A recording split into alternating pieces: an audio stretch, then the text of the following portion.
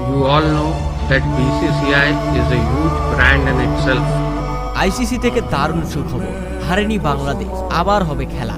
আইসিসির এমন সাহসী সিদ্ধান্তে হতভম্ব আফ্রিকা, দারুণ খুশি বাংলাদেশ। দর্শক, টি-20তে কখনো জয় পায়নি বাংলাদেশ, আর টি-20 বিশ্বকাপে আফ্রিকার বিপক্ষে পরাজয় এসেছে একেবারে শেষ মুহূর্তে এসে। মাত্র 4 রানের ব্যবধানে বাংলাদেশ হেরেছে শেষ মুহূর্তে আম্পায়ারিং এর বিতর্কিত সিদ্ধান্তে। এদিন বাংলাদেশ ইনিংসের 17তম ওভারে আফ্রিকার বলার ব্র্যাডম্যানের বল মাহমুদুল্লাহর প্যাডে লেগে বল বাউন্ডারি হয়ে যায়, আর চালাকি করে আফ্রিকার খেলোয়াড়রা এলবিডব্লিউর আবেদন করলে আম্পায়ার আউট দেয়। ফলে স্পষ্ট আউট না হওয়া সত্ত্বেও রিভিউ হওয়ার কারণে ফলে 4 রান কেটে যায়, আর এই 4 রানেই মূলত হেরেছে বাংলাদেশ। মূলত আম্পায়ার আগে আউট দেওয়া বাংলাদেশের আর এই 4 রান পাওয়া হয়নি। আর এদিকে আম্পায়ারিং এর এমন বাজে সিদ্ধান্তে বেশ চটেছে আইসিসি।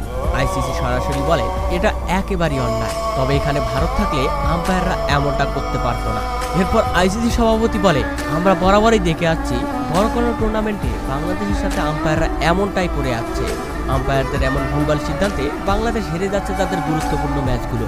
এই বিষয়ে আইসিসি বলে, আমরা এ ব্যাপারে খতিয়ে দেখছি, দরকার পড়লে আবারও আয়োজন করা হবে বাংলাদেশ ও দক্ষিণ আফ্রিকার ম্যাচ, আর আম্পায়ারের শাস্তি তো অবশ্যই হবে। তো দর্শক, আম্পায়ারের বিরুদ্ধে আইসিসির এমন সিদ্ধান্তে আপনারা কতটুকু খুশি হয়েছে অবশ্যই জানাবেন কমেন্ট করে।